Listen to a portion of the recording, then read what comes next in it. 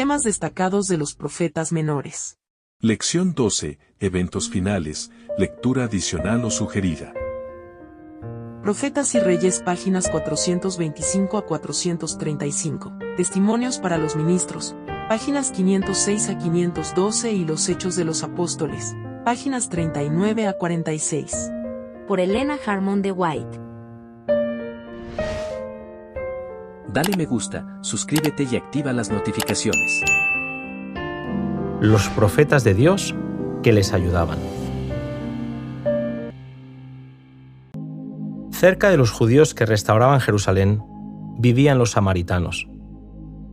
Eran una raza mixta, originada por los casamientos entre los colonos paganos asirios y los descendientes de los hijos de Israel que habían quedado de las 10 tribus colonizadas. Ellos aseguraban adorar al verdadero Dios, pero eran idólatras de corazón y de acción. Decían que sus ídolos tenían como objeto recordarles al Dios vivo, pero lo que hacían era adorar imágenes talladas.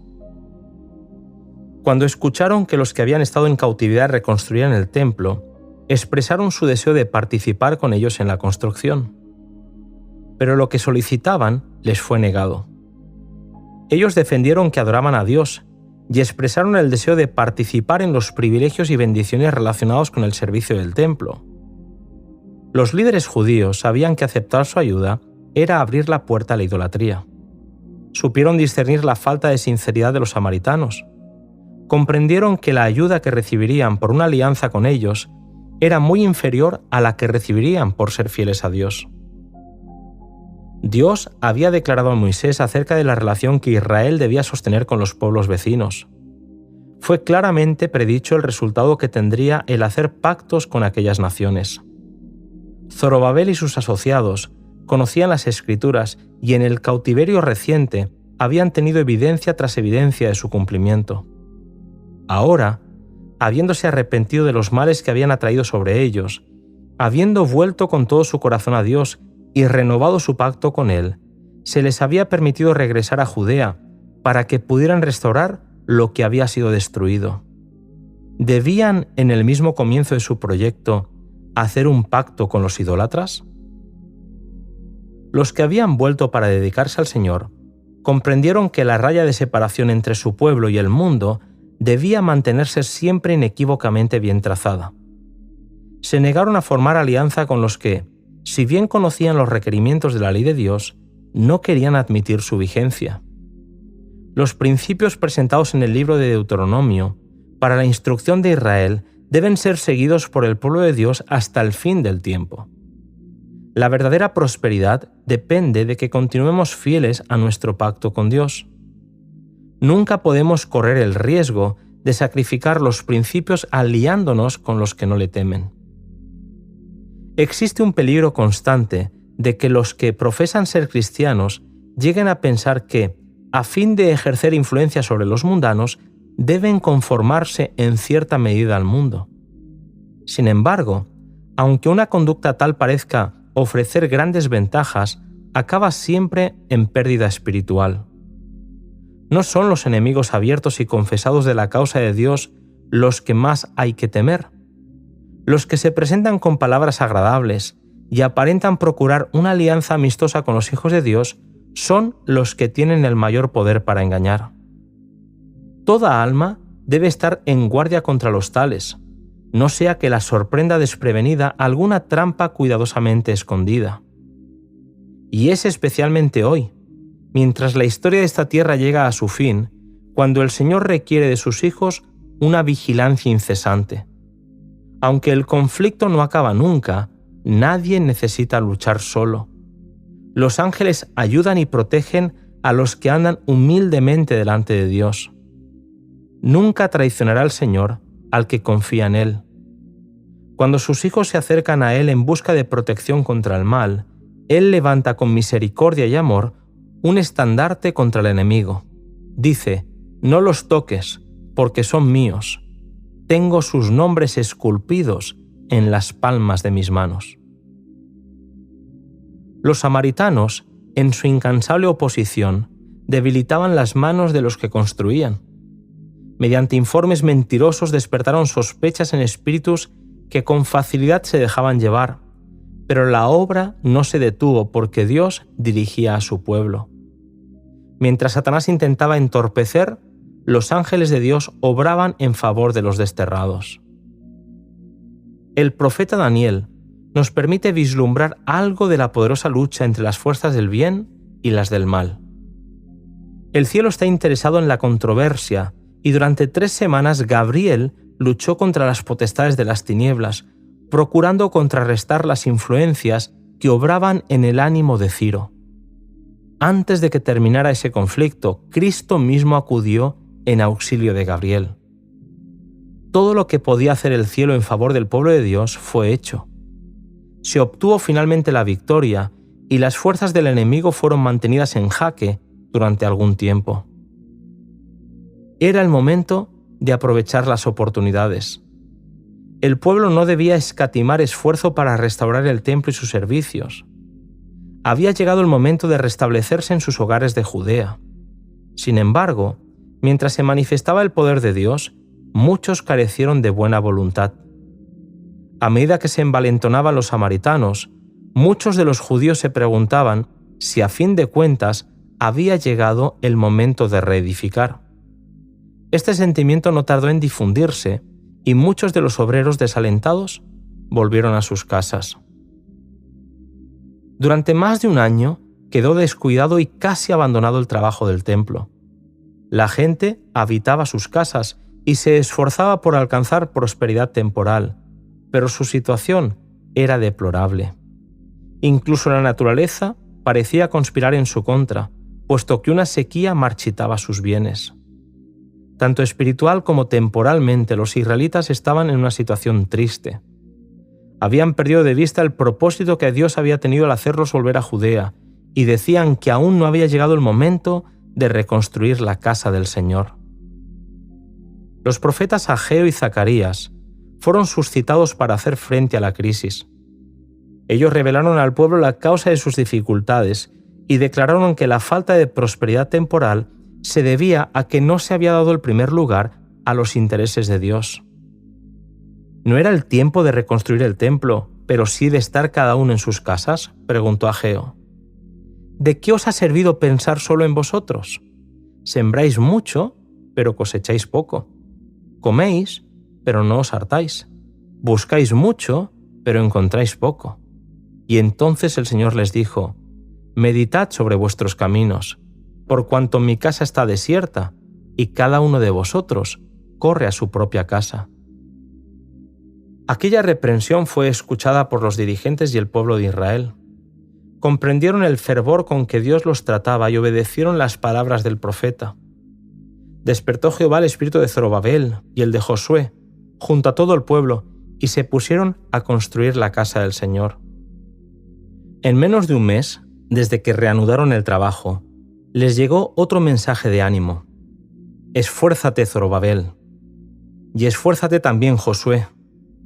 Pueblo entero, cobra ánimo, porque yo estoy con vosotros, dice Jehová de los ejércitos. Hoy también el Señor declara a sus hijos: esforzaos y obrad, porque yo estoy con vosotros. El creyente tiene siempre en el Señor a un poderoso auxiliador. Tal vez no sepamos cómo nos ayuda, pero esto sabemos: nunca falta su ayuda para aquellos que ponen su confianza en Él. Si los cristianos pudieran saber cuántas veces el Señor ordenó su camino, para que los propósitos del enemigo acerca de ellos no se cumplieran, no seguirían tropezando y quejándose. Su fe se estabilizaría en Dios y ninguna prueba podría moverlos.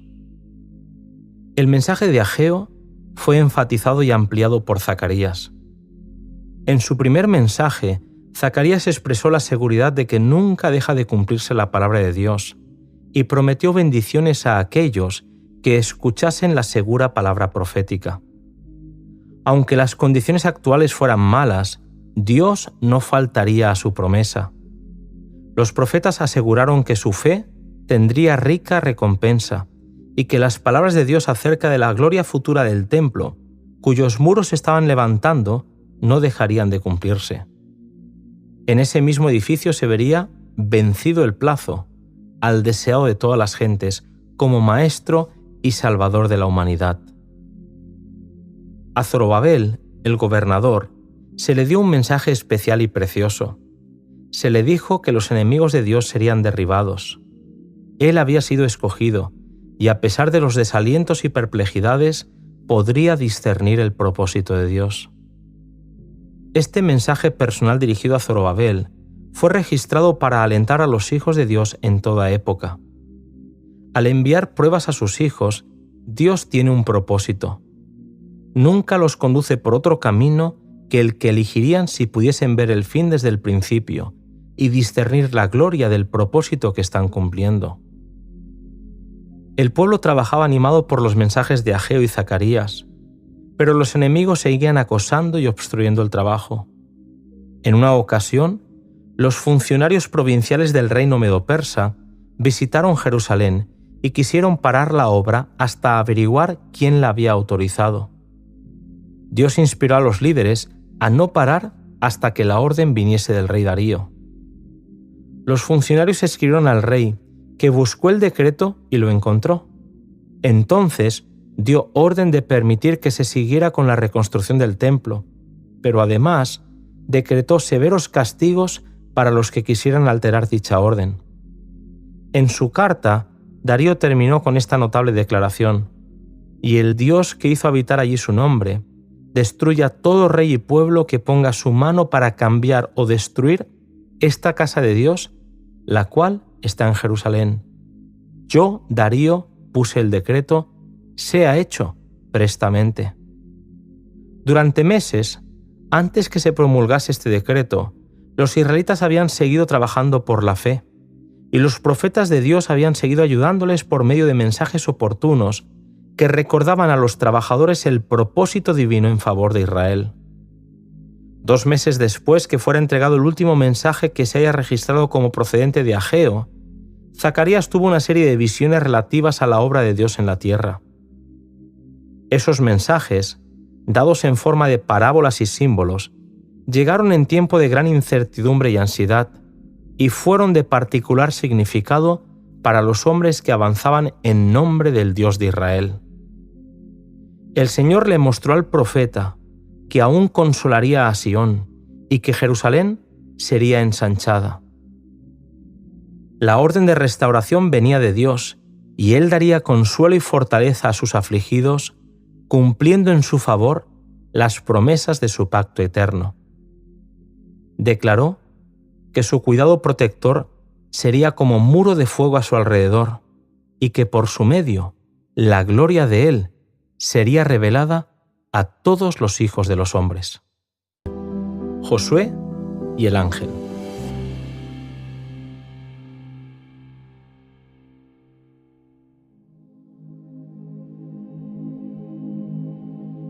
El firme progreso que hacían los edificadores del templo desconcertó y alarmó mucho a las huestes del mal.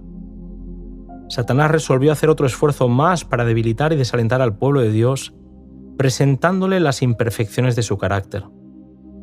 Por haber sido escogido por Dios, Israel era objeto particular del ataque enemigo que buscaba su destrucción. Mientras los hijos de Dios fueran obedientes, Satanás no tenía nada que hacer y por lo tanto él haría todo lo posible por inducirlos a pecar y así llevarlos al fracaso. Dios había acompañado a su pueblo en todo momento. Cuando se habían alejado de él, les había enviado mensajes de reconciliación a través de los profetas. Tampoco los había abandonado en su exilio babilónico, y ahora los animaba en la reconstrucción para poder cumplir su propósito en ellos. Satanás atacaba, pero a Zacarías se le dio una visión impresionante del poder del mediador para vencer al acusador del pueblo. En esa visión, el profeta contempla a Josué, el gran sacerdote, vestido de vestimentas viles. Está en pie delante del ángel de Jehová, suplicando la misericordia de Dios en favor de su pueblo afligido. Satanás lo resiste y señala las transgresiones de los hijos de Israel como razón para que no reciban el favor divino. Exige que sean entregados en sus manos. El sumo sacerdote no puede defenderse a sí mismo ni a su pueblo de las acusaciones de Satanás. Su ropa sucia es una evidencia simbólica de su pecado y el del pueblo a quien representa. Confiesa su culpa delante del ángel y señala su arrepentimiento y humillación, confiando en la misericordia de un Redentor que perdona el pecado. Con fe, se aferra a las promesas de Dios. Entonces el ángel, que es Cristo mismo, el Salvador de los pecadores, hace callar al acusador de su pueblo. Jehová te reprenda, oh Satán. Jehová, que ha escogido a Jerusalén, te reprenda. ¿No es este un tizón arrebatado del incendio? A causa de sus pecados, Israel había estado al borde de la destrucción, pero Dios había intervenido para librarle. Entonces se da la orden: quitadle esas vestimentas viles. El ángel le dice a Josué: mira que he hecho pasar tu pecado de ti, y te he hecho vestir de ropas de gala. Sus propios pecados y los de su pueblo fueron perdonados. Israel había de ser revestido con ropas de gala, la justicia de Cristo que les era imputada. Una vez perdonado, se le pide a Josué que ande en el camino del Señor y guarde sus mandatos. Así podrá él gobernar su casa, y se uniría al fin a la multitud glorificada en derredor del trono de Dios. Se le hizo la promesa de la llegada del Salvador, y que a través de él recibirían perdón. Por la fe en Cristo les era devuelto el favor de Dios. Así como Satanás acusaba a Josué y a su pueblo, en todas las edades ha acusado a los que buscan la misericordia y el favor de Dios. Es el acusador de los hermanos.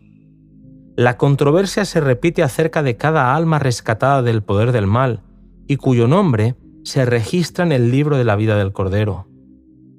Nunca se recibe a alguno en la familia de Dios sin que ello excite la resuelta resistencia del enemigo. Pero lo que era entonces la esperanza de Israel, así como su defensa, justificación y redención, es hoy también la esperanza de la Iglesia. Las acusaciones de Satanás no son provocadas por el desagrado que le causen sus pecados. El carácter deficiente es la alegría del acusador. Sus acusaciones provienen únicamente de su enemistad hacia Cristo. Por el plan de salvación, Jesús está quebrantando el dominio de Satanás sobre toda la familia humana y rescatando almas de su poder. Todo el odio y maldad del enemigo se encienden cuando se evidencia la supremacía de Cristo, y con poder y astucia infernales obra para arrebatarle los hijos de los hombres que han aceptado la salvación. Induce a los hombres a perder confianza en Dios y a separarse de su amor. Los tienta para que violen su ley y luego los reclama como suyos. Mediante estratagemas incontables y de las más sutiles y crueles, intenta obtener su condenación. El hombre no puede por sí mismo hacer frente a estas acusaciones del enemigo. Con sus ropas manchadas de pecado, confiesa su culpabilidad delante de Dios. Pero Jesús, nuestro abogado, presenta una súplica eficaz en favor de todos los que mediante el arrepentimiento y la fe le han confiado la guarda de sus almas. Intercede por su causa y vence a su acusador con los poderosos argumentos del Calvario. Su perfecta obediencia a la ley de Dios le ha dado toda potestad en el cielo y en la tierra, y Él solicita a su Padre misericordia y reconciliación para el hombre culpable. Todos los que se hayan revestido del manto de la justicia de Cristo subsistirán delante de Él como escogidos fieles y veraces. Satanás no puede arrancarlos de la mano de Cristo. Éste no dejará que una sola alma que con arrepentimiento y fe haya pedido su protección caiga bajo el poder del enemigo. La visión de Zacarías con referencia a Josué y al ángel se aplica con fuerza especial a la experiencia del pueblo de Dios durante las escenas finales del gran día de expiación. La iglesia remanente será puesta entonces en grave prueba y angustia. Los que guardan los mandamientos de Dios y la fe de Jesús sentirán la ira del dragón y de su hueste. Satanás considera a los habitantes del mundo súbditos suyos. Ha obtenido el dominio de muchos cristianos profesos, pero allí está ese pequeño grupo que resiste su supremacía. Si él pudiese borrarlo de la tierra, su triunfo sería completo. Así como influyó en las naciones paganas para que destruyesen a Israel, pronto incitará a las potestades malignas de la tierra a destruir al pueblo de Dios. Se requerirá de los hombres que rindan obediencia a los edictos humanos en violación de la ley divina. Los que sean fieles a Dios y al deber serán amenazados, denunciados, traicionados y proscritos. Su única esperanza se cifrará en la misericordia de Dios. Su única defensa será la oración. Como Josué intercedía delante del ángel, la iglesia remanente, con corazón quebrantado y ardorosa fe, suplicará perdón y liberación por medio de Jesús, su abogado. Sus miembros serán completamente conscientes del carácter pecaminoso de sus vidas, verán su debilidad e indignidad, y mientras se miren a sí mismos, estarán por desesperar. El tentador estará listo para acusarlos, como estaba listo para resistir a Josué. Señalará sus vestiduras sucias, su carácter deficiente. Presentará su debilidad e insensatez, su pecado de ingratitud, cuán poco semejantes a Cristo son, lo cual ha deshonrado a su Redentor. Se esforzará por espantar a las almas con el pensamiento de que su caso es desesperado, de que nunca se podrá lavar la mancha de su contaminación. Esperará destruir de tal manera su fe que se entregan a sus tentaciones y se desvíen de su fidelidad a Dios. Satanás tiene un conocimiento exacto de los pecados que por sus tentaciones ha hecho cometer a los hijos de Dios e insiste en sus acusaciones contra ellos. Declara que por sus pecados han perdido el derecho a la protección divina y reclama el derecho de destruirlos. Los declara tan merecedores como él mismo de ser excluidos del favor de Dios. Sin embargo, aunque los seguidores de Cristo han pecado, no se han entregado al dominio de los agentes satánicos.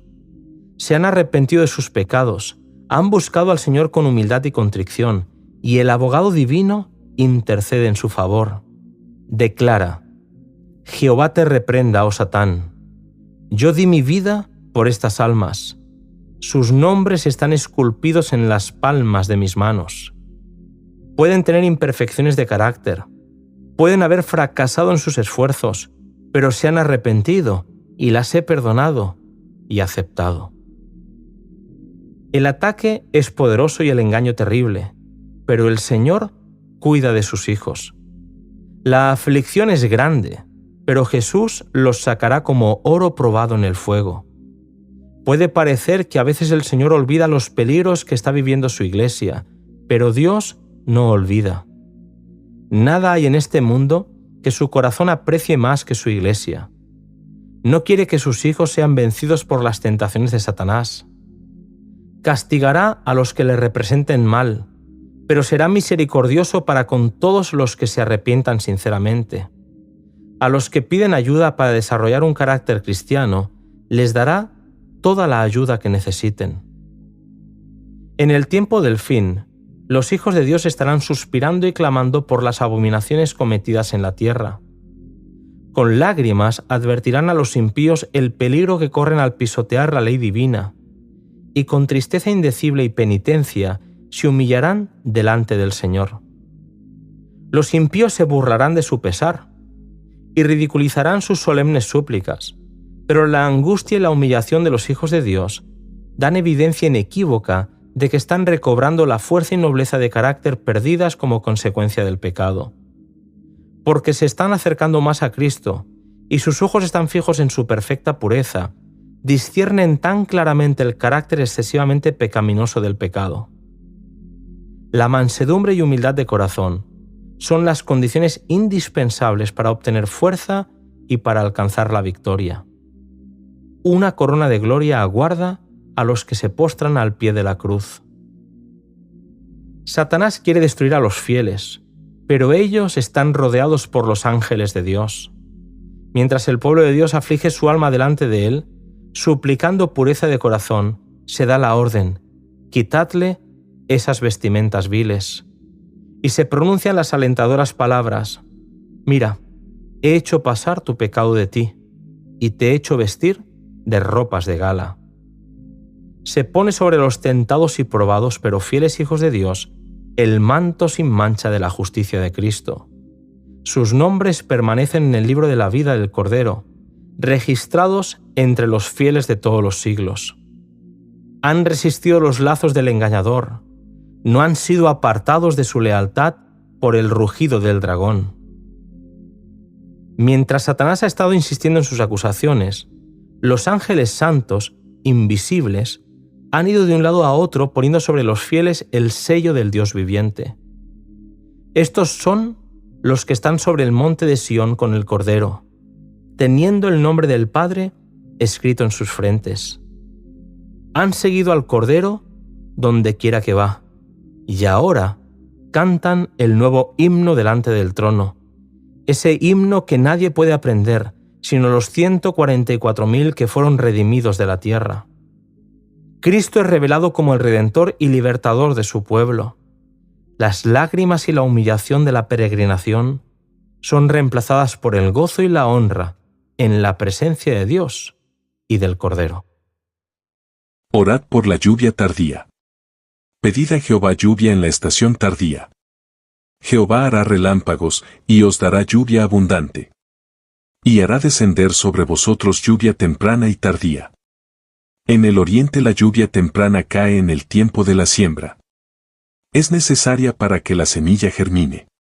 Gracias a la influencia de estas precipitaciones fertilizantes, aparecen los tiernos brotes. La lluvia tardía, que cae hacia el fin de la temporada, madura el grano y lo prepara para la siega. El Señor emplea estos fenómenos naturales para ilustrar la obra del Espíritu Santo. Así como el rocío y la lluvia caen al principio para que la semilla germine, y luego para que la cosecha madure, se da el Espíritu Santo para que lleve a cabo a través de sus etapas el proceso del crecimiento espiritual. La maduración del grano representa la terminación de la obra de la gracia de Dios en el alma. Mediante el poder del Espíritu Santo se ha de perfeccionar en el carácter la imagen moral de Dios. Debemos ser totalmente transformados a la semejanza de Cristo. La lluvia tardía que madura la cosecha de la tierra representa la gracia espiritual que prepara a la Iglesia para la venida del Hijo del Hombre. Pero a menos que haya caído la lluvia temprana, no habrá vida, la hoja verde no aparecerá. A menos que las primeras precipitaciones hayan hecho su obra, la lluvia tardía no podrá perfeccionar ninguna semilla. Ha de haber primero hierba, luego espiga, después grano lleno en la espiga. Debe haber un desarrollo constante de la virtud cristiana, un progreso permanente en la experiencia cristiana. Debiéramos procurar esto ardientemente, para que adornemos la doctrina de Cristo, nuestro Salvador. Muchos, en gran medida, han dejado de recibir la lluvia temprana. No han obtenido todos los beneficios que Dios ha provisto para ellos por medio de ella. Esperan que la deficiencia sea suplida por la lluvia tardía. Cuando se conceda la gracia en forma abundante y rica, se proponen abrir sus corazones para recibirla. Están cometiendo una terrible equivocación. La obra que Dios ha comenzado en el corazón humano al darle su luz y conocimiento, debe progresar continuamente. Todo individuo debe ser consciente de su propia necesidad. El corazón debe estar exento de contaminación y limpio, para que en él more el Espíritu. Por medio de la confesión y el abandono del pecado, por medio de la oración ferviente y la consagración a Dios, los primeros discípulos se prepararon para el derramamiento del Espíritu Santo en el día de Pentecostés. La misma obra, solo que en mayor medida, debe realizarse ahora. En aquel entonces el instrumento humano solo tenía que pedir la bendición y esperar que el Señor perfeccionara la obra concerniente a él. Es Dios quien comienza la obra, y la terminará, perfeccionando al hombre en Cristo Jesús. Pero no debe descuidarse la gracia representada por la lluvia temprana. Solo los que estén viviendo a la altura de la luz que tienen, recibirán más luz. A menos que estemos avanzando diariamente en la ejemplificación de las virtudes cristianas activas, no reconoceremos las manifestaciones del Espíritu Santo en la lluvia tardía. Podrá estar derramándose en los corazones de los que están en torno de nosotros, pero no lo percibiremos ni lo recibiremos. En ningún momento de nuestra experiencia podemos prescindir de la ayuda que nos capacitó para comenzar. Las bendiciones recibidas en ocasión de la lluvia temprana no son necesarias hasta el mismo fin. Sin embargo, no bastan por sí solas. Al mismo tiempo que atesoramos las bendiciones de la lluvia temprana, no debemos perder de vista, por otra parte, el hecho de que sin la lluvia tardía, que llena la espiga y madura el grano, la cosecha no estaría lista para la siega, y las labores del sembrador habrían sido inútiles. Se necesita gracia divina al comienzo, se necesita gracia divina a medida que se avanza, y solo la gracia divina puede completar la obra. No hay lugar para que descansemos en actitud descuidada. Nunca debemos olvidar las amonestaciones de Cristo: velad en oración, velad en todo tiempo orando. El contacto permanente con los instrumentos divinos es esencial para nuestro progreso. Podemos haber recibido cierta medida del Espíritu de Dios, pero mediante la oración y la fe debemos tratar de obtener una porción más abundante. No debemos cesar nunca en nuestros esfuerzos. Si no progresamos, si no asumimos la actitud necesaria para recibir tanto la lluvia temprana como la tardía, perderemos nuestras almas y la responsabilidad será solamente nuestra. Pedid a Jehová lluvia en la estación tardía. No os conforméis con la idea de que la lluvia va a caer a su debido tiempo. Pedidla. El crecimiento y la maduración de la semilla no dependen del agricultor. Solo Dios puede madurar la cosecha. Pero se requiere la cooperación del hombre. La obra de Dios en favor de nosotros demanda la actividad de nuestra mente y que ejerzamos fe. Debemos requerir sus favores con todo el corazón si deseamos que las lluvias de gracia desciendan sobre nosotros. Debiéramos aprovechar toda oportunidad de ubicarnos en el canal de bendición. Cristo dijo: donde están 2 o 3 congregados en mi nombre, allí estoy yo en medio de ellos. Las convocaciones de la iglesia, tales como las asambleas generales, las reuniones de la iglesia local y todas las oportunidades en que se trabaja personalmente por las almas, son las ocasiones señaladas por Dios para dar la lluvia temprana y la tardía. Pero nadie piense que por asistir a esas reuniones su deber ya está cumplido. El asistir solamente a todas las reuniones que se realizan no implicará bendición para el alma. No es ley inmutable que todos los que asisten a reuniones generales o locales reciban grandes provisiones del cielo. Las circunstancias pueden parecer favorables para un abundante derramamiento de las lluvias de gracia. Pero Dios mismo debe ordenar que la lluvia caiga. Por lo tanto, no debemos escatimar la súplica. No debemos confiar en la forma en que comúnmente actúa la providencia. Debemos orar para que Dios abra las fuentes de las aguas de vida. Y nosotros mismos debemos recibirlas. Oremos con corazón contrito y con el mayor fervor para que ahora, en el tiempo de la lluvia tardía, los aguaceros de la gracia caigan sobre nosotros. Cada vez que asistamos a una reunión, deben ascender nuestras plegarias para que en ese mismo momento Dios imparta calor y humedad a nuestras almas. Al buscar a Dios para que nos conceda el Espíritu Santo, Él producirá en nosotros mansedumbre, humildad de mente y una consciente dependencia de Dios con respecto a la lluvia tardía que trae perfección. Si oramos con fe por esa bendición, la recibiremos tal como Dios lo ha prometido. El profeta Zacarías representa la forma permanente en que el Espíritu Santo se comunica con la Iglesia, por medio de una figura que contiene una admirable lección de ánimo para nosotros. El profeta dice: volvió el ángel que hablaba conmigo, y me despertó, como un hombre que es despertado de su sueño. Y me dijo: ¿qué ves? Y respondí: he mirado, y he aquí un candelabro todo de oro, con un depósito encima, y sus 7 lámparas encima del candelabro, y 7 tubos para las lámparas que están encima de él, y junto a él 2 olivos. El uno a la derecha del depósito, y el otro a su izquierda. Proseguí y hablé, diciendo a aquel ángel que hablaba conmigo: ¿qué es esto, Señor mío? Entonces respondió y me habló diciendo, esta es palabra de Jehová a Zorobabel, que dice, no con ejército, ni con fuerza, sino con mi espíritu, ha dicho Jehová de los ejércitos. Hablé aún de nuevo, y le dije, ¿qué significan las dos ramas de olivo que por medio de dos tubos de oro vierten de sí aceite como oro? Y él dijo, estos son los dos ungidos que están delante del Señor de toda la tierra. De los dos olivos el aceite áureo fluía a través de los tubos de oro a los depósitos de los candelabros, y de allí a las lámparas de oro que alumbraban el santuario. De la misma manera, por medio de los santos que están en la presencia de Dios, se imparte su espíritu a los seres humanos consagrados a su servicio. La misión de los dos ungidos consiste en impartir luz y poder al pueblo de Dios. Están en la presencia de Dios para recibir bendiciones en favor de nosotros.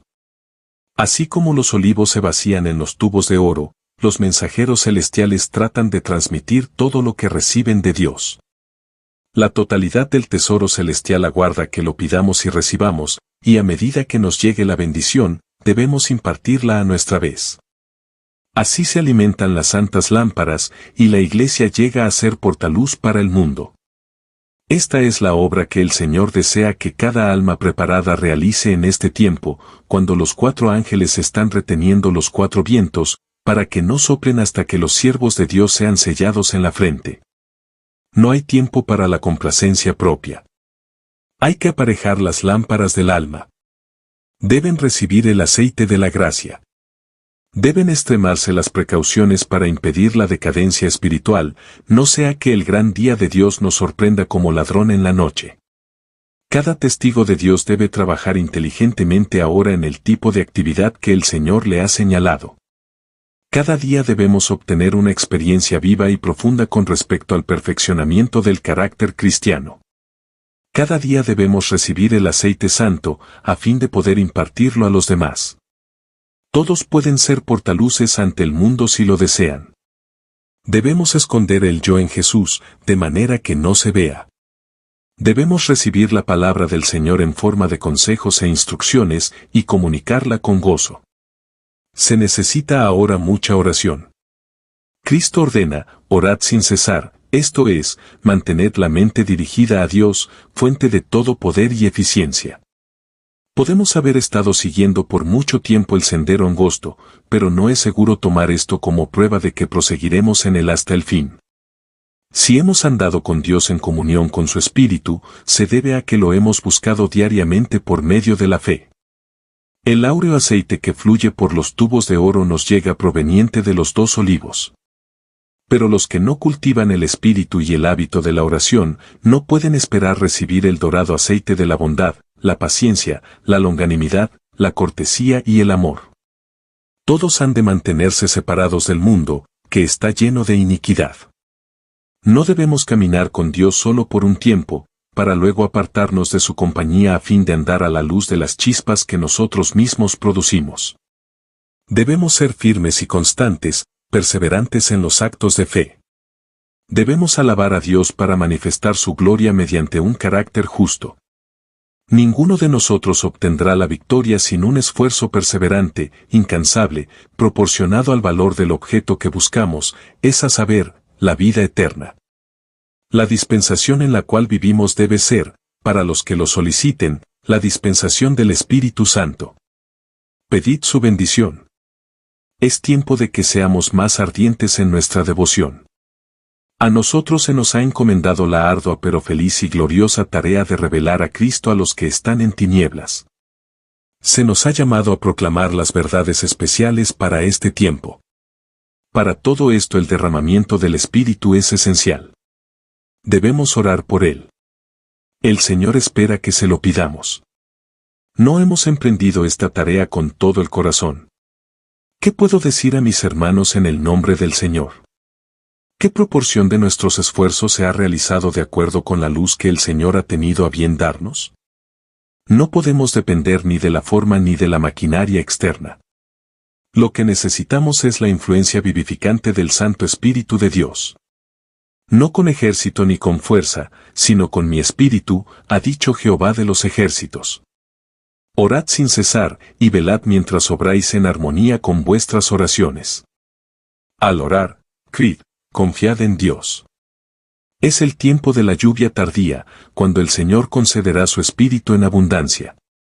Sed fervientes en la oración y velad en el Espíritu. ¿Cómo hemos de seguir a nuestro Maestro para aprender de Él?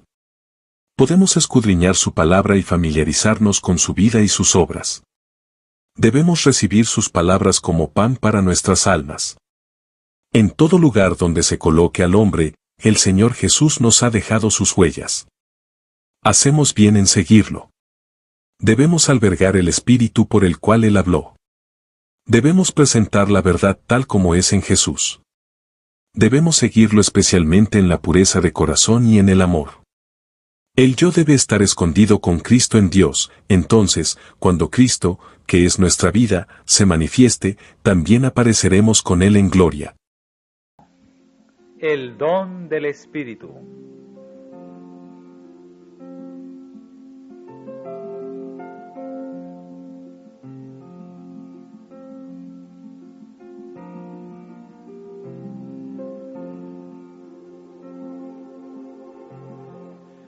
Cuando Cristo dio a sus discípulos la promesa del Espíritu, se estaba acercando al fin de su ministerio terrenal.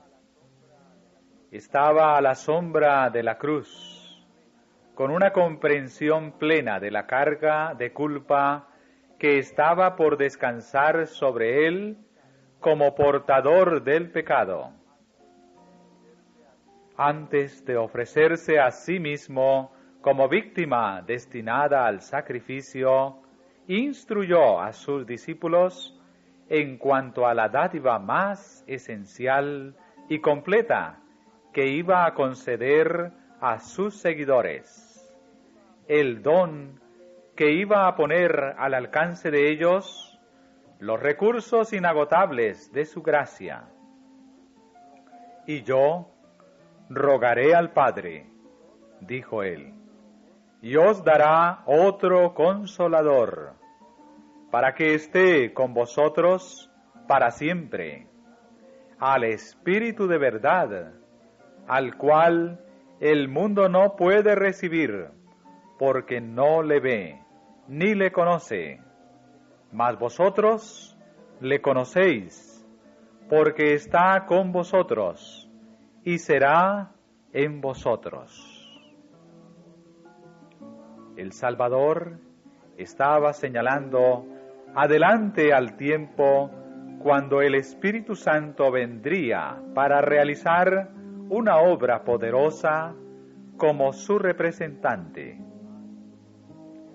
El mal que se había estado acumulando durante siglos habría de ser resistido por el divino poder del Espíritu Santo.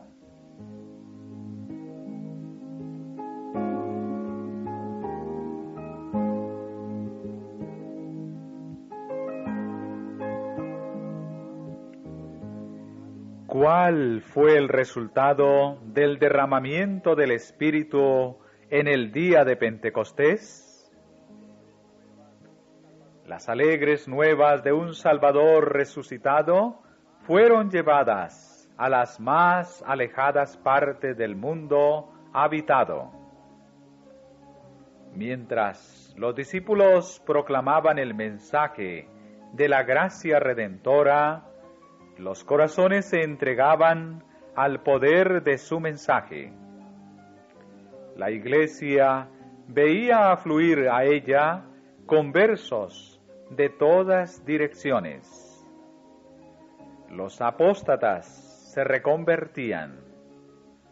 Los pecadores se unían con los creyentes en busca de la perla de gran precio.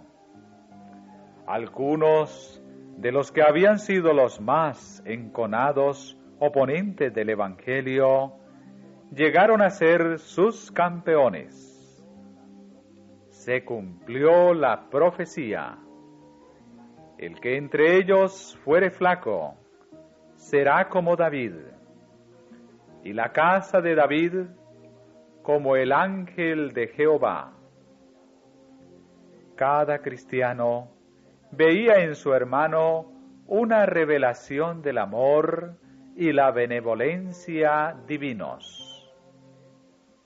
Un solo interés prevalecía, un solo objeto de emulación hacía olvidar todos los demás.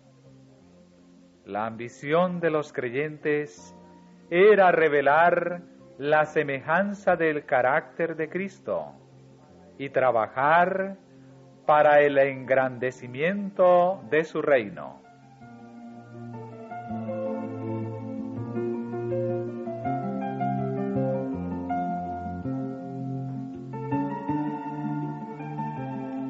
Y los apóstoles daban testimonio de la resurrección del Señor Jesús con gran esfuerzo, y gran gracia era en todos ellos. Gracias a estas labores fueron añadidos a la Iglesia hombres escogidos que, al recibir la palabra de verdad, consagraron sus vidas al trabajo de dar a otros la esperanza que llenaba sus corazones de paz y gozo. No podían ser refrenados ni intimidados por amenazas. El Señor hablaba por su medio, y mientras iban de un lugar a otro, predicaban el Evangelio a los pobres, y se efectuaban milagros de la gracia divina.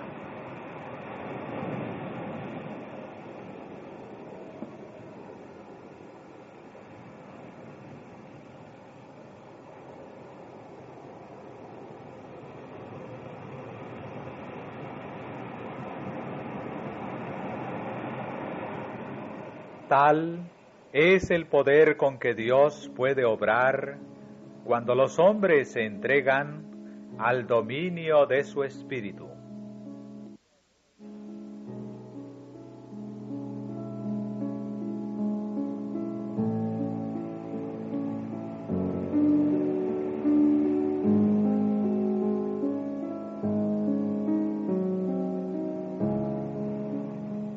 La promesa del Espíritu Santo no se limita a ninguna edad ni raza.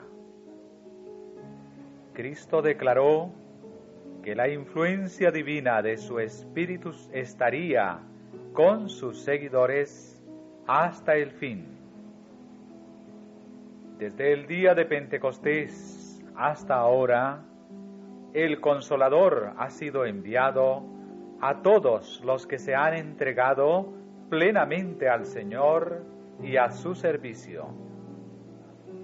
A todo el que ha aceptado a Cristo como Salvador personal, el Espíritu Santo ha venido como consejero, santificador, guía y testigo. Cuanto más cerca de Dios han andado los creyentes, más clara y poderosamente han testificado del amor de su Redentor y de su gracia salvadora. Los hombres y mujeres que a través de largos siglos de persecución y prueba gozaron de una gran medida de la presencia del Espíritu en sus vidas, se destacaron como señales y prodigios en el mundo. Revelaron ante los ángeles y los hombres el poder transformador del amor redentor.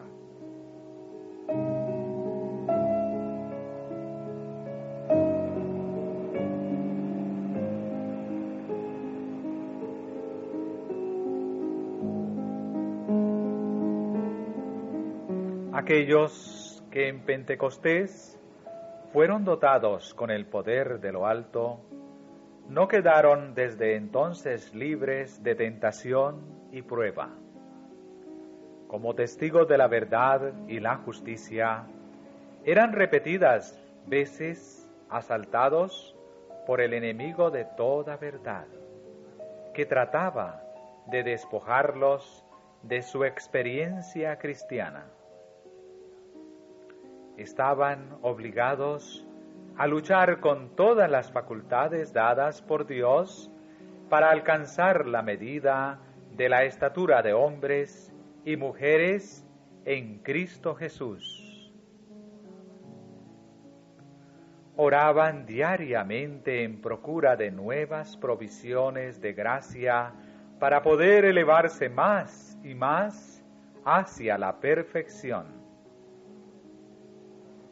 Bajo la obra del Espíritu Santo, aún los más débiles, ejerciendo fe en Dios, aprendían a desarrollar las facultades que les habían sido confiadas y llegaron a ser santificados, refinados y ennoblecidos.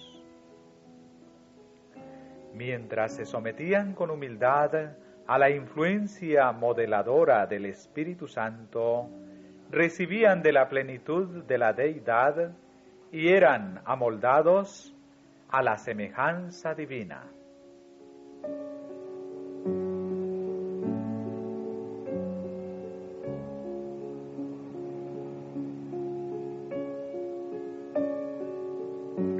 El transcurso del tiempo no ha cambiado en nada la promesa de despedida de Cristo de enviar el Espíritu Santo como su representante.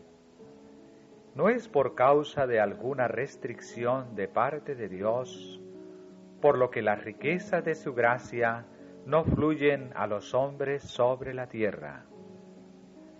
Si la promesa no se cumple como debiera, se debe a que no es apreciada debidamente.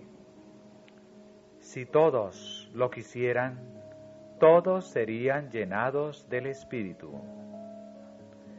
Donde quiera la necesidad del Espíritu Santo sea un asunto en el cual se piense poco, se ve sequía espiritual, oscuridad espiritual, decadencia y muerte espirituales. Cuando quiera los asuntos menores ocupen la atención, el poder divino que se necesita para el crecimiento y la prosperidad de la Iglesia, y que traería todas las demás bendiciones de su estela, falta, aunque se ofrece en infinita plenitud.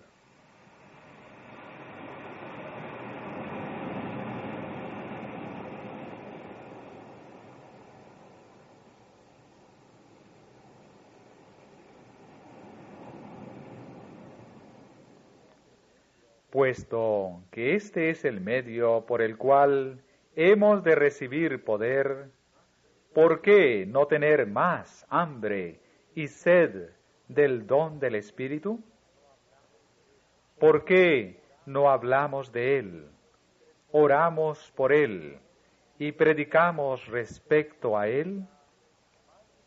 El Señor está más dispuesto a dar el Espíritu Santo a los que le sirven, que los padres a dar buenas dádivas a sus hijos. Cada obrero debiera elevar su petición a Dios por el bautismo diario del Espíritu. Debieran reunirse grupos de obreros cristianos para solicitar ayuda especial y sabiduría celestial para hacer planes y ejecutarlos sabiamente. Debieran orar especialmente porque Dios bautice a sus embajadores escogidos en los campos misioneros con una rica medida de su espíritu. La presencia del Espíritu en los obreros de Dios dará a la proclamación de la verdad un poder que todo el honor y la gloria del mundo no podrían conferirle.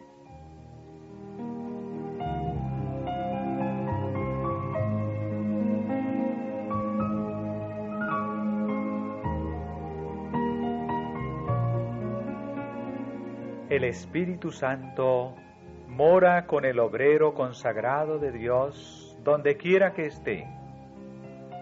Las palabras habladas a los discípulos son también para nosotros. El Consolador es tanto nuestro como de ellos. El Espíritu provee la fuerza que sostiene en toda emergencia a las almas que luchan y batallan en medio del odio del mundo y de la comprensión de sus propios fracasos y errores.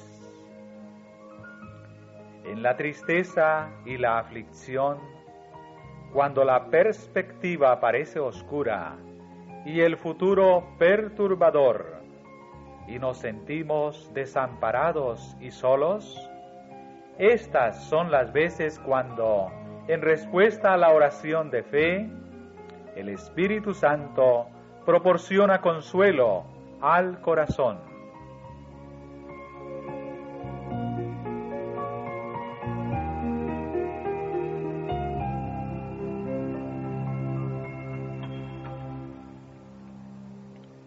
No es una evidencia concluyente de que un hombre sea cristiano el que manifieste éxtasis espiritual en circunstancias extraordinarias.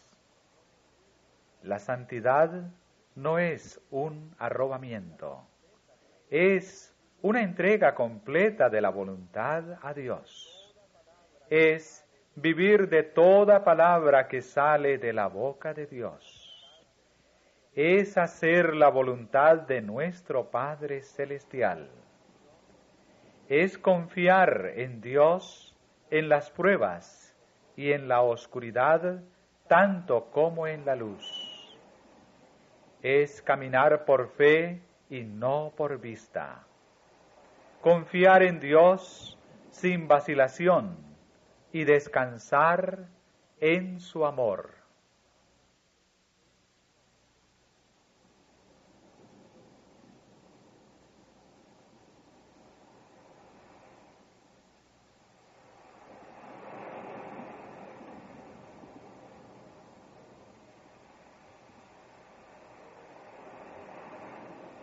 ¿No es esencial para nosotros ser capaces de definir con precisión qué es el Espíritu Santo?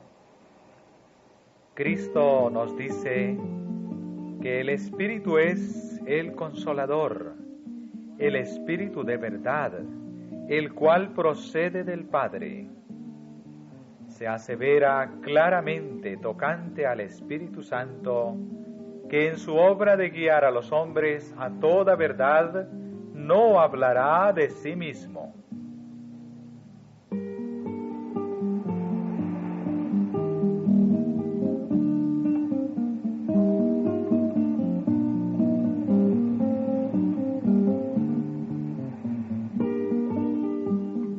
La naturaleza del Espíritu Santo es un misterio.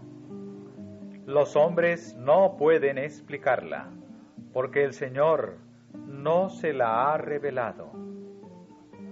Los hombres de conceptos fantásticos pueden reunir pasajes de las Escrituras y darles interpretación humana. Pero la aceptación de esos conceptos no fortalecerá a la Iglesia. En cuanto a estos misterios, demasiado profundos para el entendimiento humano, el silencio es oro.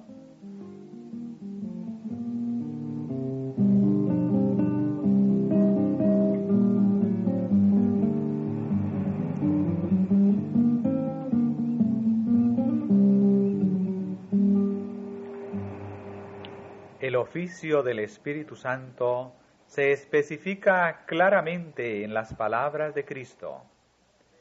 Cuando Él viniere, redarguirá al mundo de pecado, y de justicia, y de juicio. Es el Espíritu Santo el que convence de pecado. Si el pecador responde a las influencias vivificadoras del Espíritu, será inducido a arrepentirse y a comprender la importancia de obedecer los requerimientos divinos.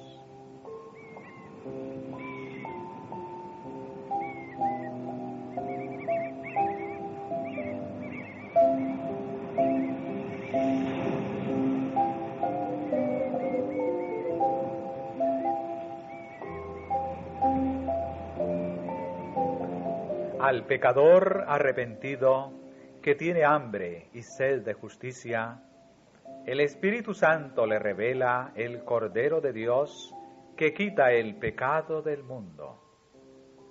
Tomará de lo mío y os lo hará saber, dijo Cristo. Él os enseñará todas las cosas y os recordará todas las cosas que os he dicho.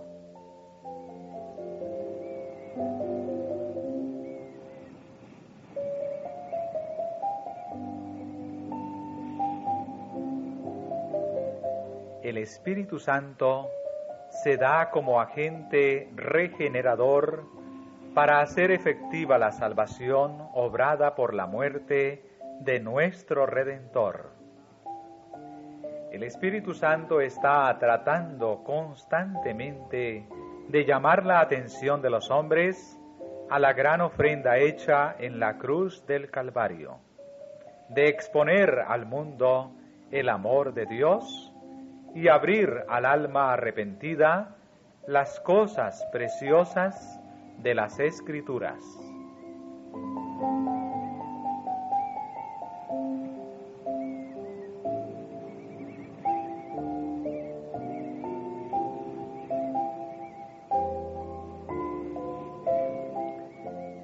Después de convencer de pecado y de presentar ante la mente la norma de justicia, el Espíritu Santo quita los afectos de las cosas de esta tierra y llena el alma con un deseo de santidad.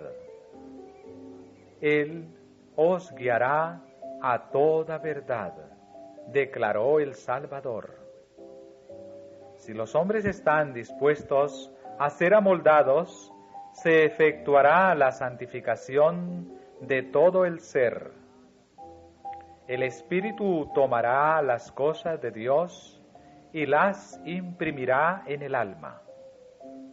Mediante su poder, el camino de la vida será hecho tan claro que nadie necesite errar.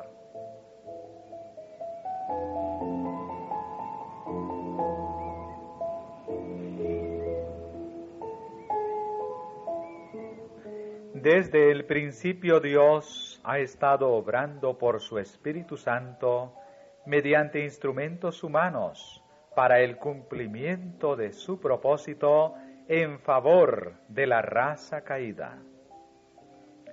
Esto se manifestó en la vida de los patriarcas. A la iglesia del desierto también, en los días de Moisés, Dios le dio su Espíritu para enseñarlos. Y en los días de los apóstoles obró poderosamente en favor de su iglesia por medio del Espíritu Santo. El mismo poder que sostuvo a los patriarcas, que dio fe y ánimo a Caleb y Josué, y que hizo eficaz la obra de la iglesia apostólica, sostuvo a los fieles hijos de Dios en cada siglo sucesivo.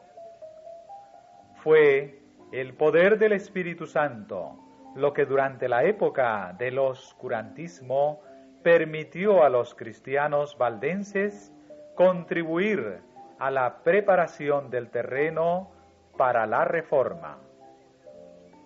Fue el mismo poder lo que hizo eficaces los esfuerzos de muchos nobles hombres y mujeres que abrieron el camino para el establecimiento de las misiones modernas y para la traducción de la Biblia a los idiomas y dialectos de todas las naciones y pueblos.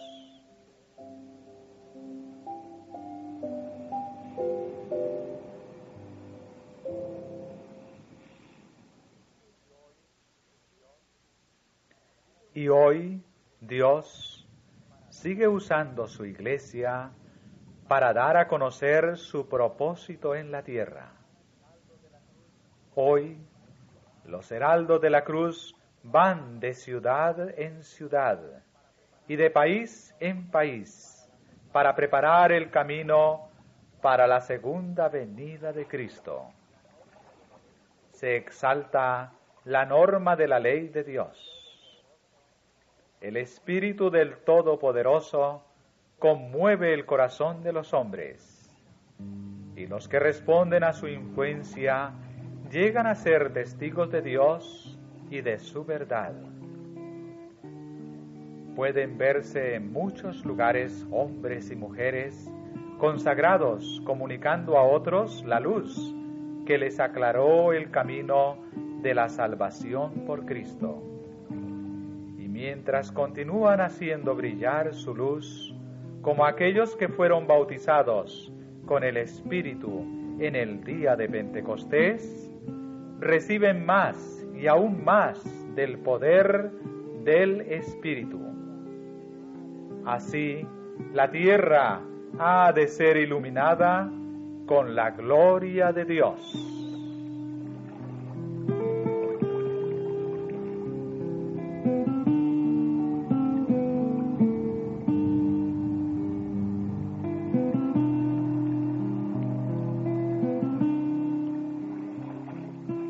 Por otra parte, hay algunos que, en lugar de aprovechar sabiamente las oportunidades presentes, están esperando ociosamente que alguna ocasión especial de refrigerio espiritual aumente grandemente su capacidad de iluminar a otros.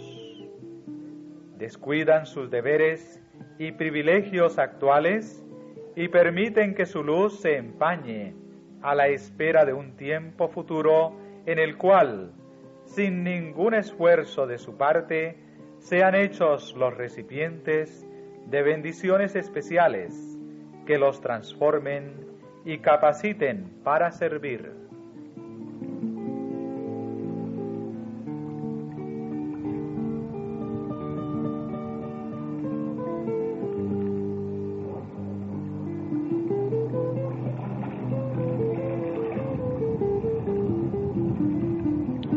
Es cierto que en el tiempo del fin, cuando la obra de Dios en la tierra esté por terminar, los fervientes esfuerzos realizados por los consagrados creyentes bajo la dirección del Espíritu Santo irán acompañados por manifestaciones especiales del favor divino. Bajo la figura de la lluvia temprana y tardía que cae en los países orientales, al tiempo de la siembra y la cosecha, los profetas hebreos predijeron el derramamiento de la gracia espiritual en una medida extraordinaria sobre la Iglesia de Dios. El derramamiento del Espíritu en los días de los apóstoles fue el comienzo de la lluvia temprana y gloriosos fueron los resultados. Hasta el fin del tiempo, la presencia del Espíritu ha de morar con la Iglesia fiel.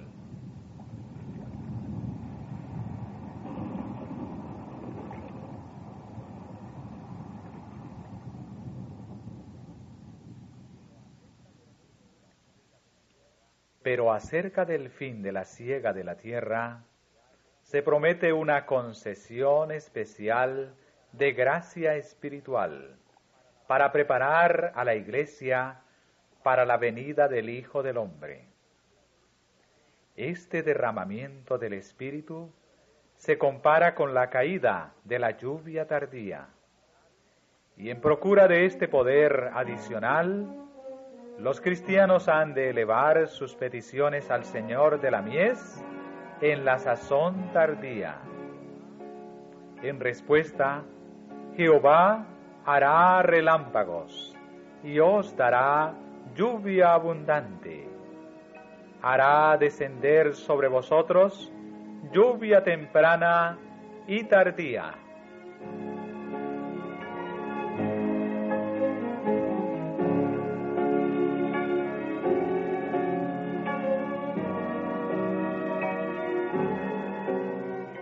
Pero a menos que los miembros de la Iglesia de Dios hoy tengan una relación viva con la fuente de todo crecimiento espiritual, no estarán listos para el tiempo de la siega.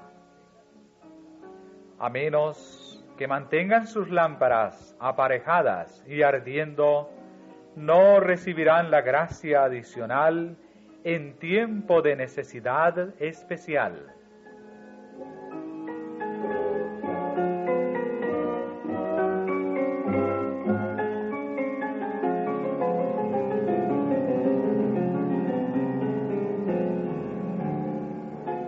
Únicamente los que estén recibiendo constantemente nueva provisión de gracia tendrán una fuerza proporcional a su necesidad diaria y a su capacidad de emplearla.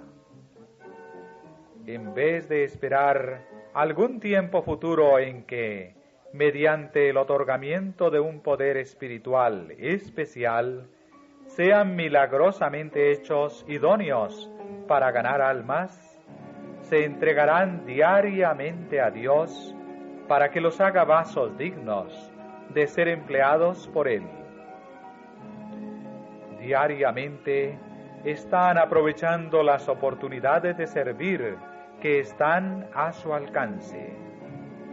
Diariamente están testificando por el Maestro donde quiera que estén, ora sea en alguna humilde esfera de trabajo, o en el hogar, o en un ramo público de utilidad.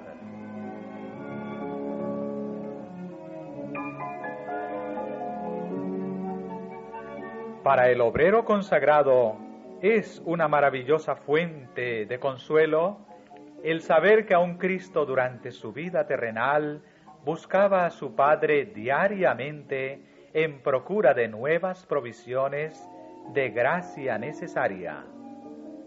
Y de esta comunión con Dios salía para fortalecer y bendecir a otros. Contemplad al Hijo de Dios postrado en oración ante su Padre. Aunque es el Hijo de Dios, fortalece su fe por la oración y por la comunión con el cielo acumula en sí poder para resistir el mal y para ministrar las necesidades de los hombres. Como hermano mayor de nuestra especie, conoce las necesidades de aquellos que, rodeados de flaquezas y viviendo en un mundo de pecado y de tentación, desean todavía servir a Dios. Sabe que los mensajeros a quienes considera dignos de enviar son hombres débiles y expuestos a errar, pero a todos aquellos que se entregan enteramente a su servicio, les promete ayuda divina. Su propio ejemplo es una garantía de que la súplica ferviente y perseverante a Dios con fe, la fe que induce a depender enteramente de Dios y a consagrarse sin reservas a su obra, podrá proporcionar a los hombres la ayuda del Espíritu Santo en la batalla contra el pecado. Todo obrero que sigue el ejemplo de Cristo será preparado para recibir y usar el poder que Dios ha prometido a su Iglesia para la maduración de la mies de la tierra. Mañana tras mañana, cuando los heraldos del Evangelio se arrodillan delante del Señor y renuevan sus votos de consagración, Él les concede la presencia de su Espíritu con su poder vivificante y santificador. Y al salir para dedicarse a los deberes diarios, tienen la seguridad de que el agente invisible del Espíritu Santo los capacita para ser colaboradores juntamente con Dios. Amén.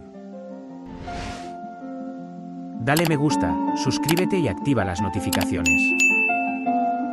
Dios derrame múltiples bendiciones sobre tu vida y la de tu familia.